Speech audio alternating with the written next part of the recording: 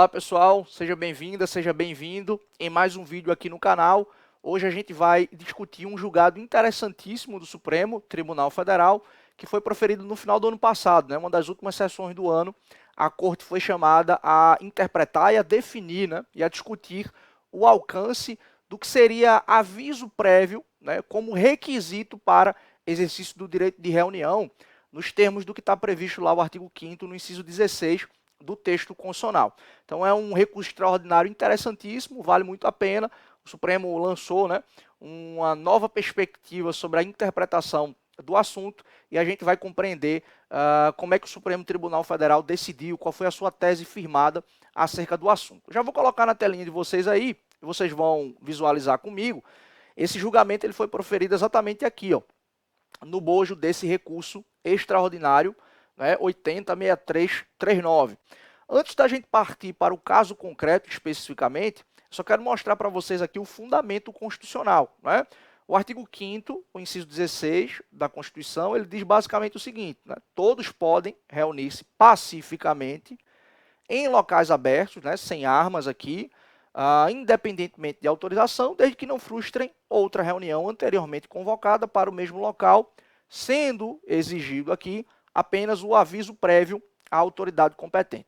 Esse direito de reunião, pessoal, né, ele está previsto aí nesse dispositivo constitucional, mas eu trouxe aqui para vocês também o artigo 15, né, da famosa Convenção Americana de Direitos Humanos, ou também muito conhecida aqui no Brasil como Pacto de São José da Costa Rica. É um instrumento internacional, né, muito importante que se viu aí de espelho para, inclusive, a confecção da nossa Constituição. Se você for observar o artigo 5º do texto constitucional, ele tem muitos dos direitos que estão previstos na própria Convenção. Basta você fazer o comparativo aí e visualizar, né, o quanto são semelhantes tanto o dispositivo constitucional quanto a previsão aí na Convenção Americana de Direitos Humanos.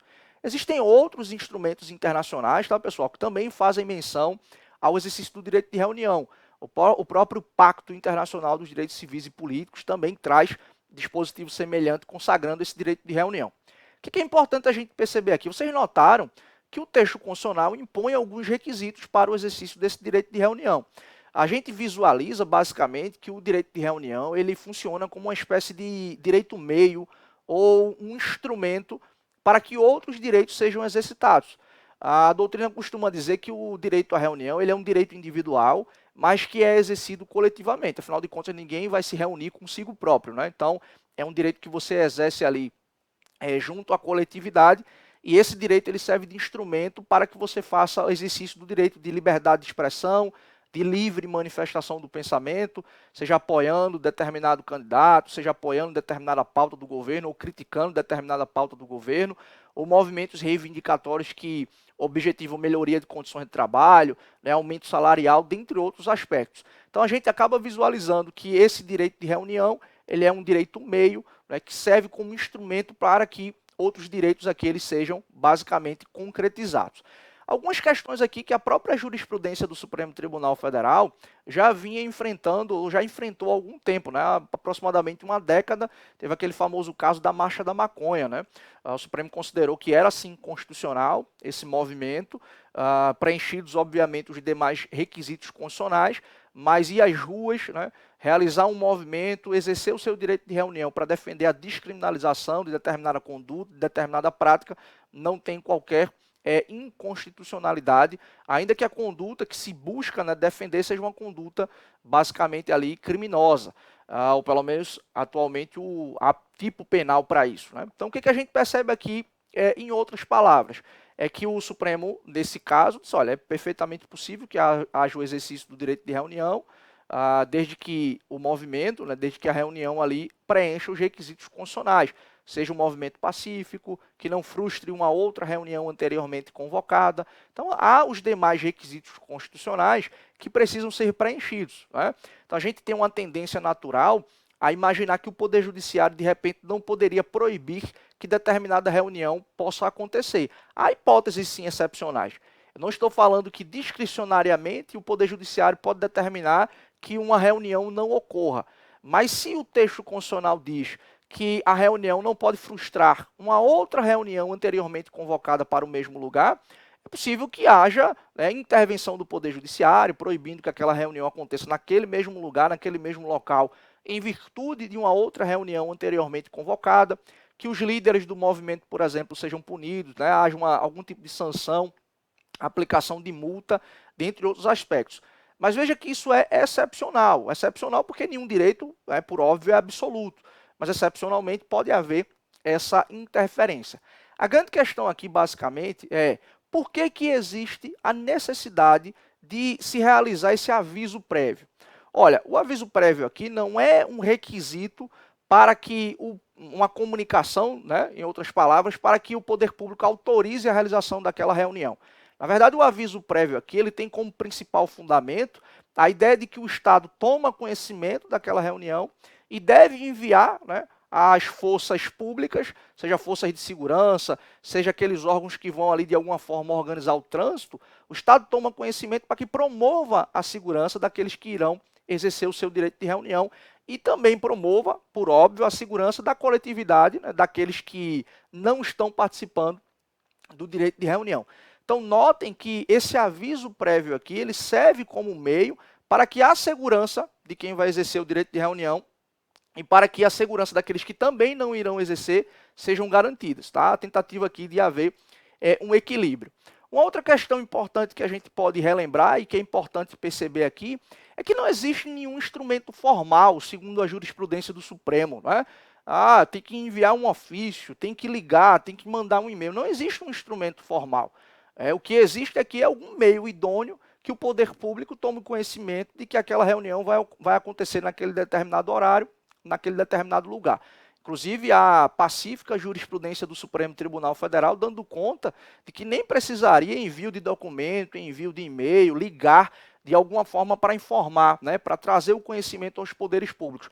A própria divulgação em mídia, né, nos jornais, nos noticiários, na televisão e na rádio, por si só é motivo idôneo para que o poder público tome conhecimento de que haverá aquele direito de reunião ali que vai ser exercido e que o espaço vai ser ocupado, né, por um determinado movimento, por um determinado grupo. Então notem que aqui a gente não está falando de uma formalidade. E se essa formalidade não ocorre, o movimento ele pode ser punido, os líderes podem ser punidos. Essa é uma grande discussão aqui que a gente precisa perceber, justamente por uma razão muito simples, né? Como é que você vai avisar a autoridade competente daqueles movimentos que surgem ali espontaneamente? Não tem como isso fazer. E, ao mesmo tempo, se isso não ocorre, o poder público não tem o direito de ir lá e, de alguma forma, acabar com o movimento, reprimir o movimento. Se há alguma decisão aqui do judiciário, por exemplo, que determina que aquele movimento não vai ocorrer, geralmente ele está fundamentado em outras questões, como, por exemplo, essas que eu falei agora há pouco, uma reunião que foi convocada anteriormente para o mesmo lugar, de repente, quando chega os órgãos de segurança pública identificam que há alguém que está armado, está havendo prática de crimes naquele determinado movimento, né, daquele grupo que está exercendo o direito de reunião. Mas a grande questão aqui é basicamente essa. E aqueles movimentos que surgem ali espontaneamente? Como é que vai se preencher esse requisito? E se não houve o aviso, é possível o poder público reprimir o movimento e aplicar sanções e multas? Deixa eu mostrar para você aí, né, só algumas questões a título de curiosidade, né, que a gente acabou de discutir também. Olha só, reunião que acontece sem aviso prévio é ilegal? Multas ou sanções poderiam ser aplicadas aos organizadores? Qual é a razão do aviso prévio ser um requisito para o exercício do direito de reunião? Exige-se alguma formalidade para que haja o aviso prévio? A gente acabou de discutir basicamente esses 3 pontos, né? Olha só, vai aparecer na telinha de vocês aqui, só mais uma questão rapidinho, é que o direito, conforme eu falei agora há pouco, o direito de reunião não é um direito absoluto, né? Inclusive pode haver restrições, tanto, né, a sua restrição quando estiver vigente o estado de defesa, quanto a suspensão da liberdade de reunião na vigência do estado de sítio, né? Alguma crise, né, institucional, alguma crise entre os poderes, alguma convulsão social, sendo aplicado um desses instrumentos, né, de resolução de crise, estado de defesa e estado de sítio, é possível sim haver uma restrição ou uma suspensão para o exercício do direito de reunião. É a prova de que a gente não está falando de direitos absolutos. Mas olha só, o caso específico enfrentado pelo Supremo Tribunal Federal, basicamente, nesse RE 806339, diz basicamente o seguinte, né? O caso teve origem numa marcha que havia sido organizada por uma série de sindicatos e de um partido político, contra a transposição do Rio São Francisco. E esse movimento aqui, ele ia fazer o quê? Ele ia parar, né, interditar aqui a BR-101, mais ou menos ali em abril de 2008. E esse movimento ele ocorreu aqui, ó, no município de Propriá, em Sergipe. O que foi que aconteceu? Né? Os movimentos ali de representação dos trabalhadores, juntamente com o partido político, iriam promover um movimento, iriam exercer o seu direito de reunião contra a transposição do Rio São Francisco e iriam parar a BR-101. O que aconteceu? A União, né, propôs uma ação para que o judiciário intervisse e determinasse a ilegalidade do movimento. Isso foi proferido uma sentença por um juiz federal, isso foi alçado ali via recurso para o Tribunal Regional Federal da 5ª Região, e as duas instâncias da Justiça Federal declararam, né, ilegais aí o movimento, ou considerou que, em razão da inexistência de um aviso prévio, olha só, né, não foi nem o tamanho do movimento, não foi nem aqui a discussão relacionada à interdição da BR, se aquilo causaria prejuízo, se aquilo não causaria prejuízo. O fundamento que foi utilizado para que o movimento não ocorresse, embora ele tenha ocorrido, né, do ponto de vista prático, mas o fundamento da Justiça Federal foi exatamente porque não tinha havido o aviso prévio, né, às autoridades competentes e, portanto, o movimento poderia ser declarado inconstitucional, ou o direito de reunião não estava preenchendo os requisitos constitucionais, de modo que os líderes do movimento poderiam sim ser sancionados e punidos, inclusive através de imposição de multa, e foi o que ocorreu. O próprio TRF, inclusive, condenou os movimentos a pagamento de honorários advocatícios, né, em razão da demanda que havia sido proposta. Então, essa discussão aqui basicamente foi a seguinte: não houve o aviso prévio, mas isso por si só é motivo idôneo para que o Estado, né, via o Poder Judiciário, declare o movimento por inconstitucional e, portanto, puna aqueles que lideraram o movimento. Então, essa discussão ela chega ao Supremo Tribunal Federal, nesse RE, exatamente dentro desse contexto. Há movimentos, sim, que são espontâneos e esses movimentos não podem ser reprimidos quando não há o aviso prévio. E há outros modos do poder público tomar conhecimento daquele movimento. É o caso, por exemplo, dessa situação específica, né? Muitos movimentos ali de representação da classe trabalhadora e partido político envolvido, era muito claro que aquilo iria acontecer e que o poder público tinha conhecimento. Então, nesse caso específico, não se poderia falar de inexistência de aviso prévio e, portanto, inexistente o preenchimento desse requisito, o Estado poderia, de alguma forma, reprimir e aplicar multas e sanções aos movimentos que estavam envolvidos. Então, essa discussão ela vai, né, para o Supremo Tribunal Federal. Eu vou mostrar na telinha de vocês aí. Olha só, a tese que foi fixada pela Corte, né? E aí, ó, a data do julgamento, dia 14 de dezembro de 2020. Olha só, a tese fixada pelo Supremo Tribunal Federal foi basicamente a seguinte: a exigência constitucional, né, de aviso prévio relativamente a direito de reunião é satisfeita com a veiculação de informação que permita ao poder público zelar para que seu exercício se dê de forma pacífica ou para que não frustre outra reunião, né, no mesmo local. Então, no final das contas, o Supremo apenas consolidou aquele entendimento que, de alguma forma, ele já vinha, né, apresentando como parte do seu entendimento, no final das contas, sobre o tema. Não existe nenhum meio formal para se, né, promover esse aviso prévio aos poderes constituídos.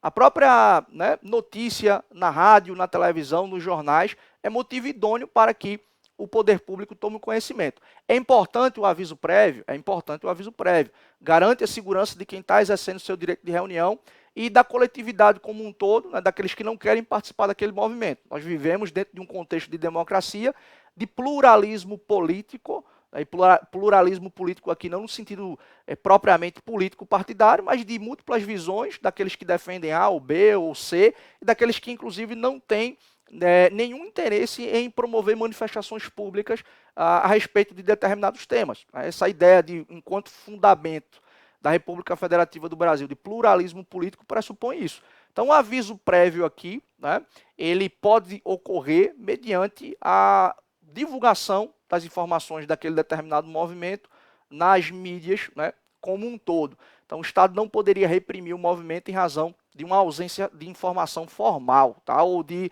comunicação formal aqui, para não ficar difícil aqui o entendimento. Tá? A comunicação formal aqui, portanto, ela não precisa acontecer. Se acontece, ótimo, né? Deixa tudo registrado, tudo bem organizado, mas se não acontecer, principalmente diante daqueles movimentos espontâneos, isso por si só não é movimento para a repressão do exercício do direito de reunião. Tranquilo? Então esse daí, ó, foi o entendimento firmado pelo Supremo Tribunal Federal, essa foi a tese fixada no RE 806339. Tranquilo? Então, ó, espero que você tenha gostado dessa análise. Essa decisão foi muito importante, ela toca num tema que também é igualmente importante, né? O exercício do direito fundamental, o direito de reunião. Eu espero que você tenha gostado. Não esquece de curtir, de compartilhar. Se você chegou até aqui ao final do vídeo e ainda não fez a sua inscrição no canal, faz, porque você vai, né, nos ajudar a conseguir expandir o alcance desses conteúdos aqui que a gente está tratando, ok? Eu vou colocar aqui na descrição do vídeo o link para que você clique aí e tenha acesso aos votos, né, ao acórdão, no final das contas, que foi proferido pelo Supremo Tribunal Federal. Vou deixar também na descrição do vídeo um link sobre uma outra jurisprudência que eu analisei aqui no canal, né, tratando sobre Ministério Público de Contas. E, né, a gente continua conversando nos comentários se você tiver alguma dúvida, se você tiver algum questionamento. Então agradeço demais a presença de vocês, um forte abraço, até o próximo vídeo.